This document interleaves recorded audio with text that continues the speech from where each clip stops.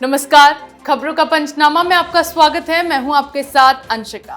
हम लेकर आए हैं देश दुनिया की 5 बड़ी खबरें, जिनके विश्लेषण के लिए मेरे साथ स्टूडियो में मौजूद हैं कैपिटल टीवी के एग्जीक्यूटिव एडिटर राजीव जी। राजीव जी, बहुत बहुत स्वागत है। धन्यवाद। सबसे पहले नजर डालते हैं हेडलाइंस पर। राजस्थान के सीकर में पीएम मोदी ने किया चुनावी शंखनाद, कांग्रेस पर किया जमकर प्रहार, कहा लाल डायरी खुली तो अच्छे अच्छे निपट जाएंगे। मणिपुर पर विपक्ष का हंगामा लगातार जारी, दिल्ली में विपक्षी सांसदों ने मनाया ब्लैक डे, काले कपड़े पहनकर केंद्र सरकार का विरोध करने पहुंचे संसद भवन। अविश्वास प्रस्ताव पर इंडिया गठबंधन को विपक्ष से लगा बड़ा झटका, वाईएसआरसीपी ने केंद्र सरकार को दिया समर्थन, अध्यादेश को भी समर्थन देंगे जगन मोहन रेड्डी। दिल्ली में बाढ़ के हालातों पर घिरी केजरीवाल सरकार, एनडीएमसी की बैठक में पेश हुआ निंदा प्रस्ताव, हंगामे के बाद मीटिंग छोड़कर भागे केजरीवाल। ज्ञानवापी मामले की इलाहाबाद हाईकोर्ट में आज फिर सुनवाई, दोनों पक्षों के बीच जमकर हुई बहस, 3 अगस्त को आएगा फैसला।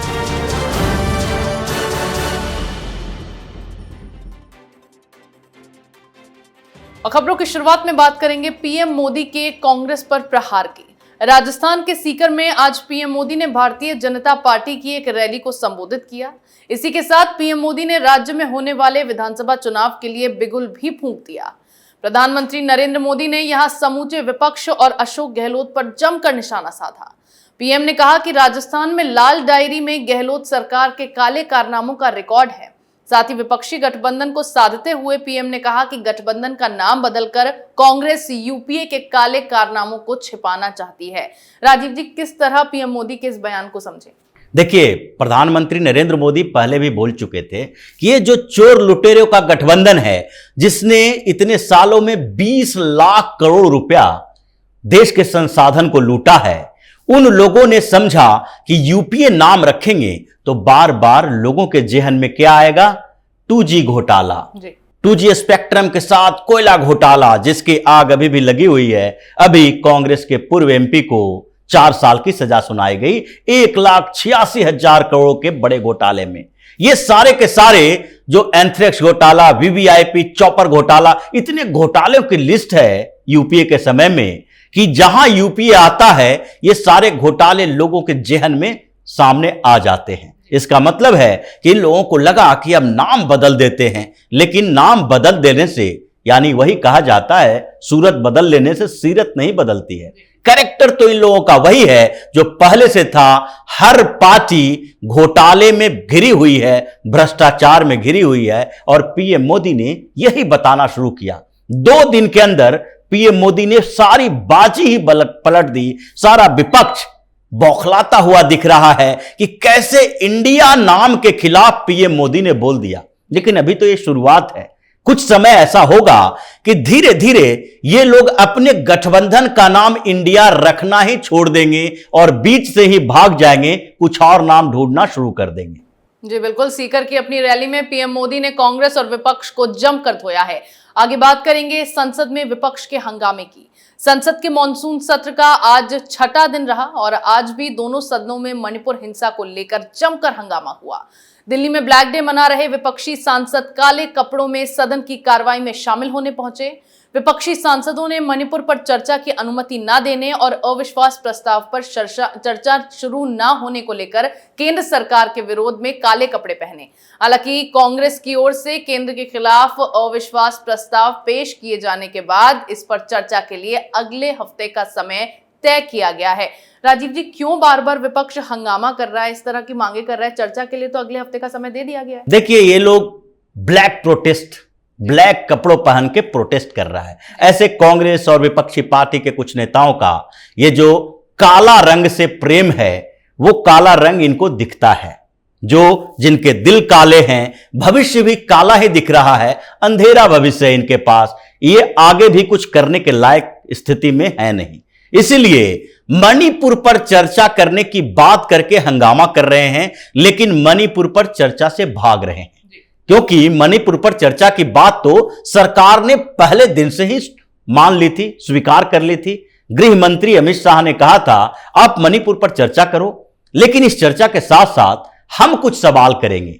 पश्चिम बंगाल पर भी चर्चा होनी चाहिए, राजस्थान पर भी होनी चाहिए, छत्तीसगढ़ में भी होनी चाहिए। ये आप एक तरफ चर्चा करो और दूसरे तरफ चर्चा से भागो, ऐसा नहीं हो सकता। लेकिन फिर भी सच्चाई सामने आती कि मणिपुर में कहीं यही लोग प्रमोट तो नहीं कर रहे इन कुकी आतंकियों का, क्योंकि ये जो कांग्रेस है जिसका चीन के साथ कैसा संबंध है सब लोग जानते हैं। राजीव गांधी फाउंडेशन को पैसा देना, कांग्रेस के साथ कम्युनिस्ट पार्टी ऑफ चाइना का एमओयू साइन करना, सोनिया गांधी राहुल गांधी का चाइना से प्रेम, ये जो चाइना म्यांमार और वहां से कुकी आतंकियों को जो मिल रहा समर्थन, ये कहीं सामने ना आ जाए, इसके लिए चर्चा कराना नहीं चाहते। ये चाहते हैं कि इस मुद्दे पर पूरे संसद के इस सत्र को ठप कर दें और कोई बिल पेश ना हो, पास ना हो। लेकिन बिल तो हर रोज पेश हो रहा है, हर रोज पारित हो रहा है। अब इन लोगों ने सोचा इससे काम नहीं चल रहा तो अब काले कपड़ों में जाओ, कोई नया तरीका अपनाओ।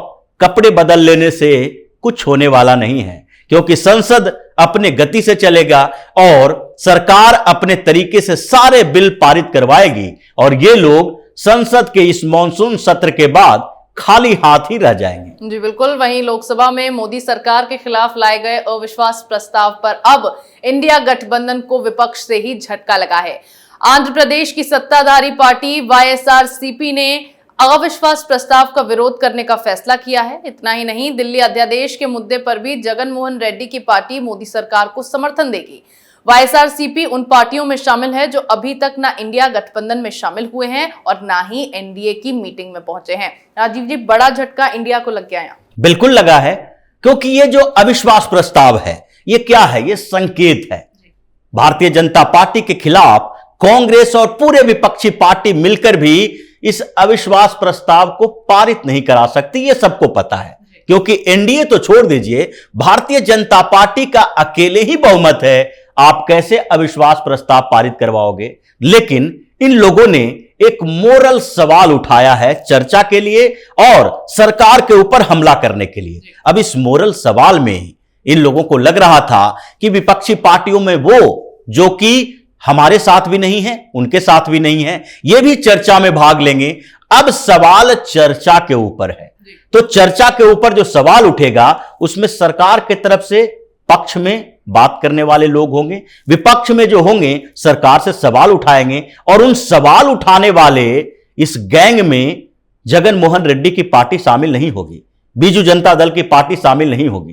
तो इसका मतलब है कि इन लोगों के अंदर जो इतनी कलुषित भावनाएं पनप रही थी कि कैसे भी मोदी को बदनाम करो, वो एजेंडा फेल होता दिख रहा है। और सबसे बड़ी बात तो यह है कि राज्यसभा में 9 सांसद हैं वाईआरएससीपी के, जगन मोहन रेड्डी के 9 सांसद हैं और वो 9 सांसद अगर एनडीए को समर्थन दे रहे हैं तो इसका मतलब है कि केजरीवाल के खिलाफ जो बिल लाया जाएगा 31 तारीख को, उस समय इनकी बुरी तरीके से हार होने वाली है और केजरीवाल अब बिल में दुबकने वाला है। जी बिल्कुल। एक तरफ विपक्ष केंद्र को घेरने के लिए एक के बाद एक मुद्दे उठाकर सदन की कार्रवाई को बाधित करने के बहाने ढूंढ रहा है, तो दूसरी तरफ जगन मोहन रेड्डी से उम्मीद लगाए बैठे विपक्षी दलों को बड़ा झटका लगा है। अगली खबर में बात करेंगे केजरीवाल को लगे झटके की। दिल्ली में बाढ़ के हालातों पर अरविंद केजरीवाल सरकार बुरी तरह से फंस गई है। दिल्ली के साथ साथ एनडीएमसी क्षेत्र में बाढ़ हालातों को काबू करने में विफल रहे अरविंद केजरीवाल के खिलाफ परिषद की बैठक में निंदा प्रस्ताव रखा गया। ऐसा इसीलिए है क्योंकि मॉनसून से पहले दिल्ली में एक एपेक्स कमेटी फ्लड कंट्रोल बनी हुई थी और मुख्यमंत्री अरविंद केजरीवाल उस समिति के चेयरमैन हैं। केजरीवाल पर आरोप है कि उन्होंने 2 साल से इस एपेक्स कमेटी की बैठक नहीं ली है। ऐसे में पोल खुलने के बाद एक दिन पहले हुई एनडीएमसी की बैठक से केजरीवाल फिर से भाग गए। राजीव जी, क्यों बार बार केजरीवाल बैठकों से भाग जाते हैं और निंदा प्रस्ताव पेश होने के बाद कैसे उनकी मुश्किलें बढ़ी हैं? देखिए, अरविंद केजरीवाल तो भगोड़ा है, वो हर जगह भागते फिरेगा। जैसे कि आईआईटी करने के बाद इंजीनियर नहीं बन के कहीं और भाग गया, सिविल सर्विसेज में जाने के बाद वो क्या बने, आईआरएस ऑफिसर अपने आप को, वहां से भाग गया। फिर सोशल एक्टिविस्ट बनने की कोशिश की, वहां से फिर इनका मन उब गया, सोशल एक्टिविज्म छोड़ के पॉलिटिक्स में चला गया। अब पॉलिटिक्स में भागम भागी का खेल चल रहा है, मीटिंग छोड़कर भाग गया। मीटिंग छोड़कर भागने की यह पहली घटना नहीं है। जहां भी अरविंद केजरीवाल को लगता है कि हम घिर रहे हैं, वो मीटिंग से भाग जाता है, चाहे प्रेस कॉन्फ्रेंस ही क्यों ना हो। प्रेस कॉन्फ्रेंस में भी अगर अरविंद केजरीवाल से कोई उल्टा सवाल पूछ दिया गया तो वो प्रेस कॉन्फ्रेंस से भाग जाएगा और अगले दिन उस मीडिया हाउस को ब्लैक लिस्टेड कर देगा, कभी भी उसको एडवर्टीजमेंट नहीं देगा। ऐसा देखा हुआ है, सुना हुआ है, रिपोर्ट्स है इसके लिए कि किस तरीके से अरविंद केजरीवाल कंट्रोल करता है। तो उसी तरीके से जो एमसीडी की बैठक है, ये 3 साल से बैठक क्यों नहीं ले रहा था?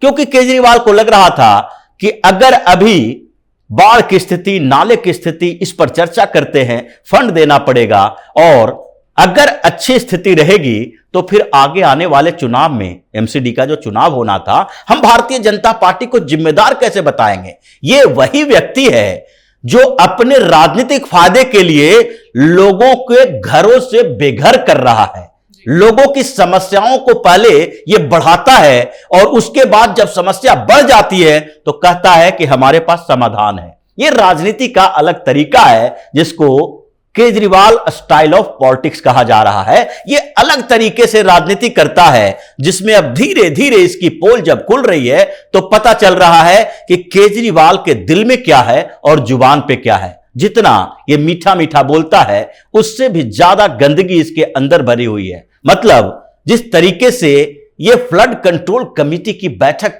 3 साल से नहीं बुलाया, पिछले 2 साल से नहीं बुलाया, इस साल भी बैठक के लिए जब आए लोग, जब बातचीत चली तो वो बीच में ही भाग गया और आगे भी टालने की कोशिश कर रहा है। इसका मतलब है कि इसको चाहिए कि दिल्ली के लोग परेशान रहें और उस परेशानी के निदान के तरीके के लिए यह अपनी राजनीतिक रोटी सेकता रहे, चमकाता रहे अपना चेहरा को। जी बिल्कुल, केजरीवाल ने बाढ़ के हालातों पर काबू करने के लिए कोई तैयारियां नहीं की थी, जिसकी वजह से आसमानी आफत आने पर दिल्ली में त्राहिमाम मचा और अब केजरीवाल के खिलाफ निंदा प्रस्ताव पेश कर दिया गया। आज की आखिरी खबर में बात करेंगे ज्ञानवापी पर सुनवाई की। ज्ञानवापी परिसर का एएसआई सर्वे कराने के खिलाफ इलाहाबाद हाईकोर्ट में दायर याचिका पर फिर से अदालत में आज सुनवाई हुई, जिसके बाद मामले में फैसले को सुरक्षित रखा गया है और अब 3 अगस्त को कोर्ट अपना फैसला सुनाएगा। आपको बता दें, कल इस मामले में लगभग 4.5 घंटे तक चली सुनवाई पूरी न हो पाने के कारण कोर्ट ने आज भी सुनवाई जारी रखने को कहा था। आज भी दोनों पक्षों ने अपनी अपनी दलीलें कोर्ट में पेश की। मुस्लिम पक्ष ने एएसआई सर्वे से बिल्डिंग को नुकसान पहुंचने की आशंका जताई तो हिंदू पक्ष ने फिर से इस दलील को खारिज किया है। राजीव जी, क्या हुआ आज सुनवाई में? देखिए, फैसला तो अब आना ही है और 3 तारीख को फैसला एएसआई के सर्वे को लेकर ही होगा, मंजूरी मिलेगी क्योंकि इलाहाबाद हाई कोर्ट है। पहले भी यह सवाल उठा चुका है कि सर्वे से परेशानी मुस्लिम पक्ष को क्यों होनी चाहिए। अभी जो सुनवाई हुई है उसमें मुस्लिम पक्ष ने क्या कहा? यह याचिका है जो प्रीमेच्योर्ड है, यह प्रीमेच्योर है, इसमें जो सबूत दिए गए हैं वो सबूत काफी नहीं है आर्कियोलॉजिकल सर्वे ऑफ इंडिया के सर्वेक्षण के लिए। अब आपको याचिका में सबूत चाहिए कि सर्वे क्यों कराया जाना चाहिए। याचिका में तो तर्क चाहिए कि सर्वे होगा तभी सबूत बाहर आएगा, सबूत के लिए ही तो सर्वे किया जा रहा है। इसलिए हाई कोर्ट में जो सुनवाई चली उसमें बार बार हाई कोर्ट के चीफ जस्टिस ने मुस्लिम पक्ष को कहा कि आपको समस्या क्या है, उस समस्या की जड़ को बताइए। अगर आपको लगता है बिल्डिंग टूट जाएगी यानी मस्जिद की दीवारें दरक जाएगी तो खुदाई नहीं कराने दिया जाएगा। जिन जगहों पर ये हिंदू पक्ष का कहना रहा है कि जहां परती जमीन है वहां पर हम खुदाई कराएंगे, जहां पर दीवारें हैं वहां पर हम दूसरे तरीके अपना रहे हैं, लेकिन सबूत तो खुदाई के बाद, दीवारों का सर्वेक्षण के बाद ही पता चलेगा। क्योंकि मुस्लिम पक्ष ये बार बार कह रहा है कि अगर मंदिर तोड़कर मस्जिद बनाई गई है तो इसके बाद इस मस्जिद में नमाज नहीं पढ़ा जा सकता, इस्लाम में स्वीकार्य नहीं है। अब वो अपने ही दलील में फंस चुका है, मंदिर तो वहां था ही और इससे कोई गुरेज नहीं है कि मंदिर के साक्ष्य मिलेंगे, शिवलिंग भी मिले, लेकिन फव्वारा बता दिया गया। अब सर्वे से ही साबित होगा कि सच्चाई क्या है। अब रिपोर्ट सामने आएगी तो पता चलेगा और इसी के लिए इलाहाबाद हाईकोर्ट में जो दलीलें दी गई और जो संकेत हाईकोर्ट की तरफ से मिला है उससे तो यही लगता है कि 3 तारीख को फैसला आएगा कि सर्वे जारी रहेगा, क्योंकि हाई कोर्ट है, सुप्रीम कोर्ट नहीं है, जो बैलेंस करने के चक्कर में पूरे मामले को फंसा के रखे हुए हैं। जी बिल्कुल, दोनों पक्षों की बहस के बाद हाईकोर्ट ने मामले में फैसला सुरक्षित रखा है और अब देखना यह है कि 3 अगस्त को कोर्ट क्या कुछ फैसला सुनाता है। देश दुनिया की तमाम बड़ी खबरों पर हमारे साथ आपके विश्लेषण के लिए बहुत बहुत धन्यवाद। धन्यवाद। खबरों का पंचनामा में मेरे साथ आज इतना ही। अगर आपको हमारा ये वीडियो पसंद आया हो तो इसे लाइक करें, शेयर करें, कमेंट करें, साथ ही हमारे चैनल को सब्सक्राइब करना ना भूलें।